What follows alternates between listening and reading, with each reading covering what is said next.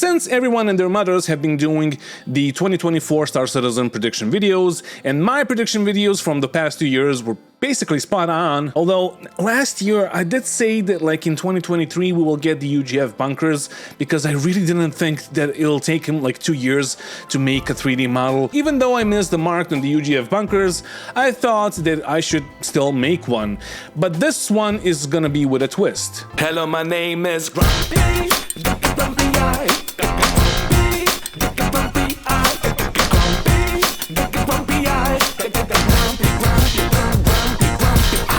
So in this video, I'll first talk about my predictions for 2024, and then in the second portion of the video, I will say what I want to see the most out of all of the announced things. So first, let's go over the things I believe will happen. The first and the most important thing is that most of the Squadron 42 development teams are going to merge with Star Citizen development teams in January of 2024. And since there's going to be more people working on Star Citizen, that should mean that the development should be faster and that we should get a better overall experience in the upcoming patches. Emphasis on should, because you never know. The merge of the teams has been confirmed in numerous leaks, streams, Spectrum posts, and Star Citizen's official videos. This might have a great impact on the speed of development or the time that it takes to push out a feature, and it also might cut the development time shorter for some features that we already have in the game but are not completely finished right now. This could also mean that Star Citizen might actually get treated like an actual live service game, with CEG pushing hotfixes out to fix game-breaking bugs once they occur. So basically everything that I'm about to say in this video and everything that everybody else said before me might be wrong, because we never had this many people working on Star Citizen. We might be wrong, but then again we might be right. Maybe nothing will change, you never know. But let's talk about the ships.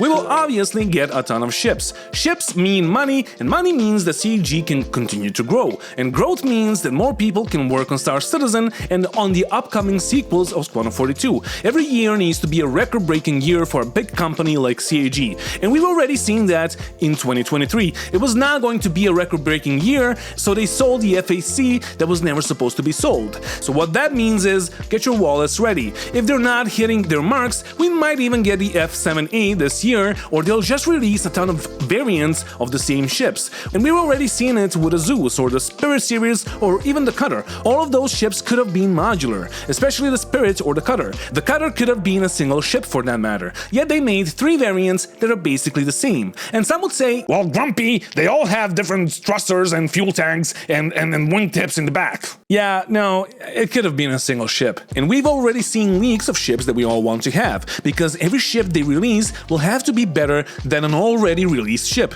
And CEG themselves made a sneak peek of a bunch of ships that are coming in 2024, but I don't think we'll get to see them all. Starting out with the Legionnaire. For that ship, we need working docking ports on all of our ships, yet currently only 3 big ships have semi-working docking ports. Also, the Legionnaire requires a hacking mechanic, which I don't think we will get in 2024, because it will have to be tied in with the resource management, which again, we might get on most of the ships by the end of the year. The only way I see them releasing the Legionnaire is if they completely ignore that whole gameplay loop of hacking the enemy ship and boarding it through the docking port. So the only way to release it is to give us a temporary solution that will stay like that for a while. If docking ports don't work and there is no hacking, there is no reason to have the Legionnaire unless they give us a temporary solution to the gameplay mechanic. And we all know how long temporary solutions tend to stay in this game.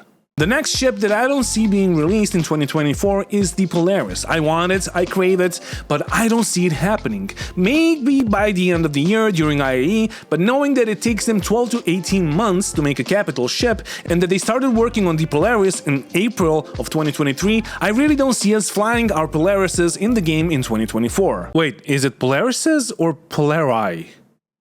Whatever. With that said, I really don't see the need to have a Polaris in the game right now. The only thing you will kill with it is going to be the Idris. It will be pointless to take it out of the hangar for anything else. But whatever happens with the Polaris, it gives us hope that CAG will now have assets to produce those big RSI ships faster than before. So I would expect the Galaxy and the Arashtra to follow. And as for the rest of the ships, I believe we will get all of the other ships that they teased us with during CitizenCon. I believe that we will get the Galaxy even before the Polaris, so they could sell us the crafting and habitation building modules. Ships are great, but they are not gameplay and they will not make Star Citizen into an MMO. So let's talk about the most anticipated features that are announced for 2024.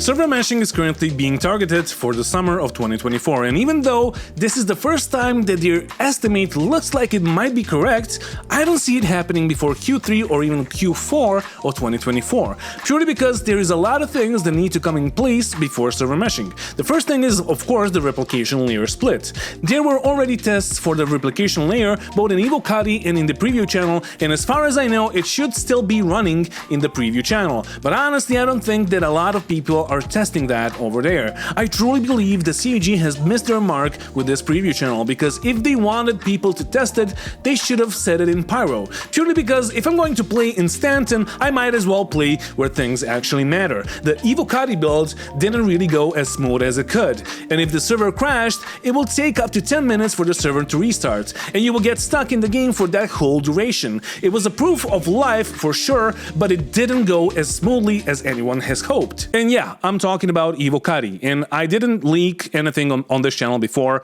I didn't want to. I thought it was bad, but at this point, I don't really care because I just got a confirmation, well, a couple of days ago from a community manager from CAG that I will quite possibly never be in Evo Cuddy or in the content creator program, because apparently, even though I'm making a ton of money for them through my referral links and all of that, and like a bunch of people are watching my videos, I have a ton of views and all of that, I'm apparently not building a nice community. So it's not that I'm not a nice guy, it's that I'm not building a nice community. So you guys, the 10,000 of you guys, are bad community and bad for I don't understand it. But I think they mean that 1,200 people that bought the game through my referral code, not counting the people that didn't use the referral code but watched my videos and bought the game, are a bad community because of me, I guess. So you guys are bad community.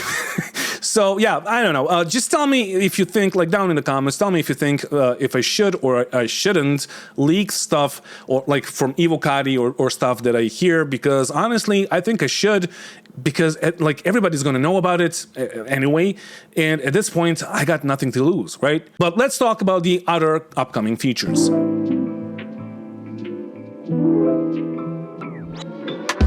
The next big thing on the list would of course be the base building, and I don't see that happening in 2024 at all. They're about to start working on it in January, so I don't see that happening before 2025 or even 2026. Honestly, my perspective as a DayZ player is that a game like Star Citizen needs base building as fast as possible, because base raiding and base building is fun in open world games and makes everything matter a lot more than it does right now. Some of the best encounters that I had in DayZ were those when we raided other people's bases.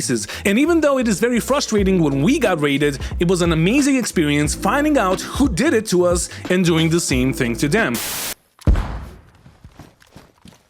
Well, that hurt me a bit. Why? You guys surrender? Just leave me, please. No, there's more of you. I can't believe that. Why are you doing this? Because you raided our base, you little fuckers.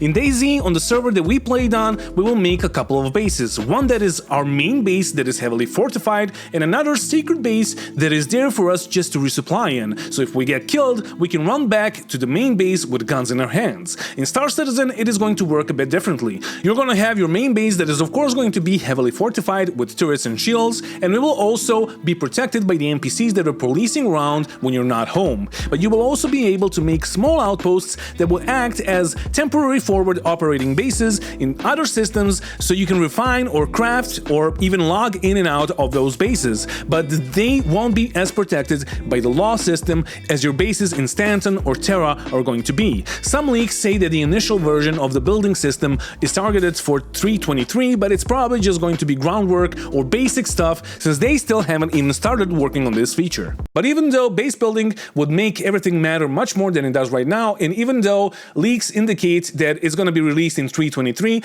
I don't really see it happening in 2024 at all. And when it comes to personal persistent hangers, I see this happening in the first part of the year, but I expect it to be tied to your home location only, and I expect it to fix some of the issues that we have in the game currently, but I also expect them to make even more issues for us, the players. As an example, I believe that this is the first time we will see how cargo gameplay is going to work in the future. So you will have to load or offload your ships from and onto the cargo elevators so you could buy or sell the cargo you want to trade. Having 32 SU containers obviously makes this less of a hassle, but it will still be a new time sink on top of all of the time sinks we already have in the game. But let's continue with the other upcoming features. Next on the list will be the new loot screens, the new interaction system, and the FPS improvements. Even though I believe that all of these things are going to happen in the first half of 2024, I truly believe that those things will not change the game for the better. First of all, the loot screens are just weird. When CEG released the inventory system, I said that they wanted to reinvent the wheel by making it a square, and they're doing the same thing again. What people don't understand is that the loot screens that were shown during CitizenCon are only showing the loot that is attached to the body of the downed NPC. They're not showing anything that is inside of his pockets or on the ground next to you. The FPS improvements are welcome, but the main FPS improvements would be fixing the desync and the terrible networking that Star Citizen has. Without that, you'll still have to reload your weapon 4 times in a row, and you'll still shoot a clip into a player without the game even registering that you hit him. Pressing F on things to interact with objects around you seems great, but we will still have to use our inner thought system to perform different actions on the same objects or dead bodies. So what I'm saying is, even though this all looks and sounds amazing, I don't see it being super useful until the core systems of the game are fixed. But let's continue. The new character creation system might be released in the first 2 quarters of 2024, as I don't see anything preventing them from doing it. But when it comes to the new Mobiglass and the new star map, even though I want it so much, I don't see it in the game before Q3 of 2024. The quantum travel mechanics look awesome, and as far as I know, they're finished and fleshed out, so I don't see that many reasons why we wouldn't get those sooner than later. The only reason might be that it is somehow tied to the new star map and the new Mobiglass, so it might take a while for them to release that. And I'm really hoping that I'm wrong on these things, because every time I need to use the fucking Mobiglass or the star map, I just want to punch a monkey. You fucking piece of shit! The next major thing I do see them releasing by the end of the year is the new flight model, or the so-called master modes. They already hinted that all the ships might not get updated to the master modes, but I honestly can't believe that they would be so stupid to do it. Come to think of it, calling them stupid might be the reason why I'm not ever gonna be in the content creator program. But fuck it. If it's a bad idea, it is a bad idea. If it's a good idea, I will always throw flowers at them. But this idea would be a disaster. Some ships would be restricted to fly at low speeds, while others would zoom around them and continue jousting like they do in the game right now. So it's not that I'm calling them stupid, I'm saying that the idea is stupid. Can I get into the content creator program now, Jake? Come on, please. But here's the thing with the master modes. They were announced a long time ago. As far as I know, the first time they talked about them was like 2018 or 2019. And the first time they showcased how they're gonna work was at CitizenCon 2022. And it took them a year to update 4 ships to the new flight model. So what I'm saying is, it will take them a long time to update all the ships. Yes, once they get the balancing done, it will be easier to update all of those ships. But I can tell you that I've been playing in Arena Commander for a long time now, and they're not even close to getting the balancing down. But I'll talk about master modes in a separate video. So even though I want master modes in the game right now, I don't think that is possible, and I think it's gonna be like late 2024, maybe early 2025 when we get master modes. But let's continue.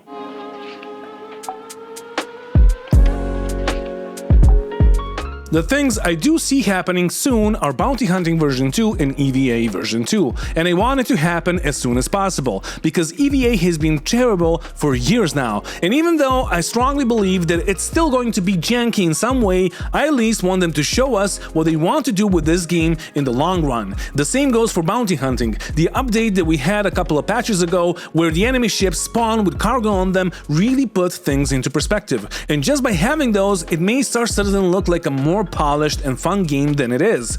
Bounty hunting was boring for years because it was super repetitive, but having to board NPC ships to restrain them is going to be fun and engaging. And of course, to end up this section, I believe that this year we will actually get the new UGF bunkers, or as CAG likes to call them, distribution centers. But I honestly hope that they will not stop working on the POIs and that we will get more of those in 2024. So that concludes the list of the things that were announced and teased. Now let's take a look at a different list of things that were not announced but will happen.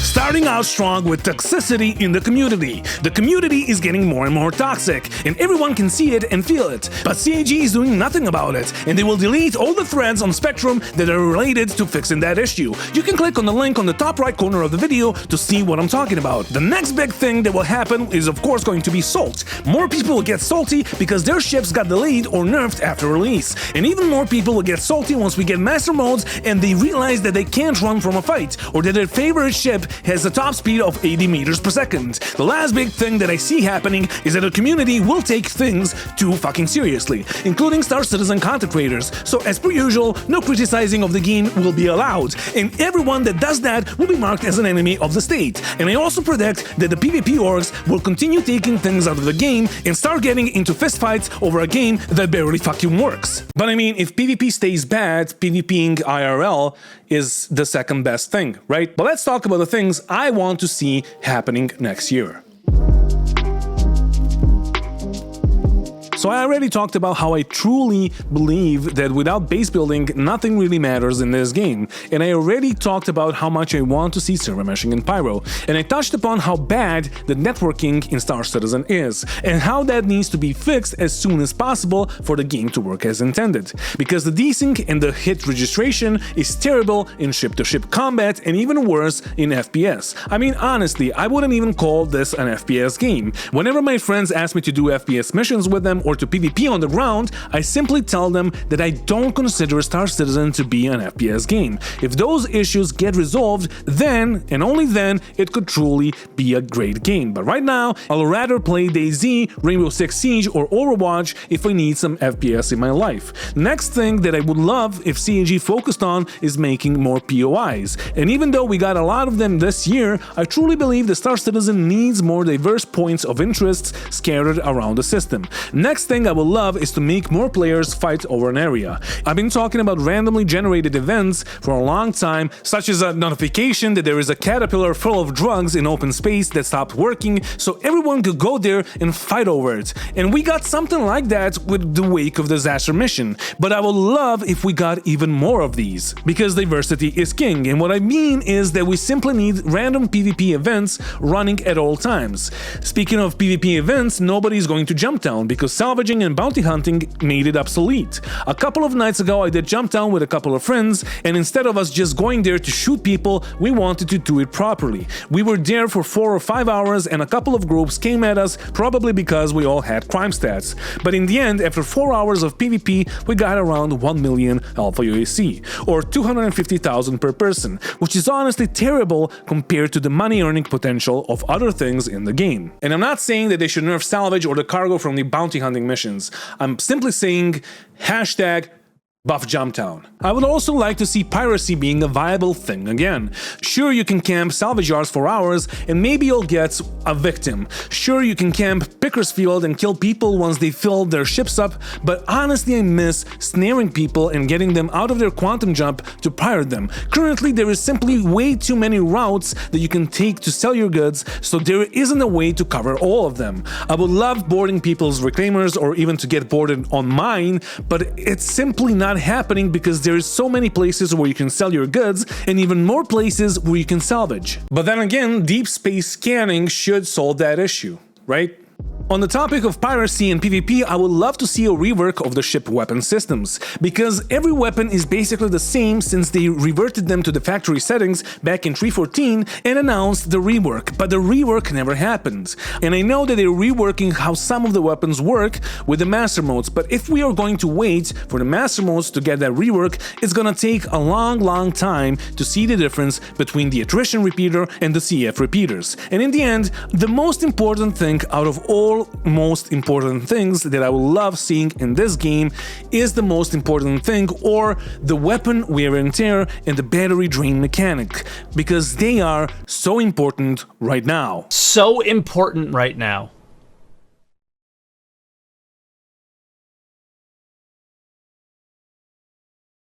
What?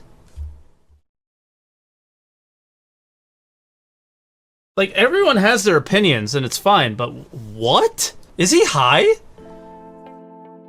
This guy. Is this dude high? Anyway, thank you for watching. Mary Poppins and a Happy New Deal. And, oh my gosh, she's heavy. Give me a second. Yep. Okay.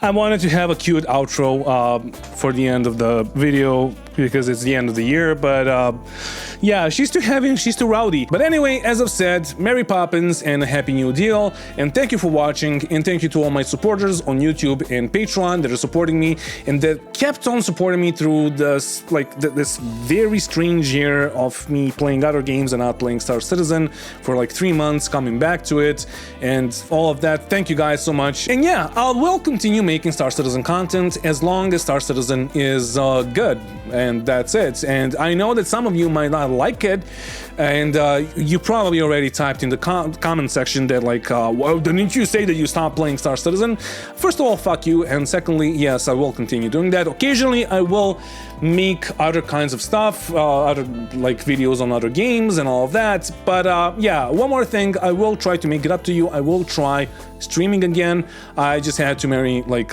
personal issues and stuff that I don't want to talk about, but yeah, that's it. And oh yeah, one more thing, if you want to buy yourself a gift, you can buy my merch. It's cool and people are wearing it, apparently. I am. It's like the t-shirts are great in the bedroom.